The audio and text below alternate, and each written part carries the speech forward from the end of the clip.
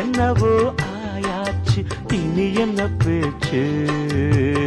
பழந்தான் பழுத்தாச்சு பசி எடுத்தாச்சு என்ன வேணும் ராசா நீ கேட்டா ஒண்ணு ஒண்ணா நான் தானே எடுத்துக்க போறேன் நீ கண்ணத்துக்குள்ள என்னத்த சொல்ல நான் காத்திருந்தேன் கதவை திறந்தேன் உள்ளுக்கு வந்து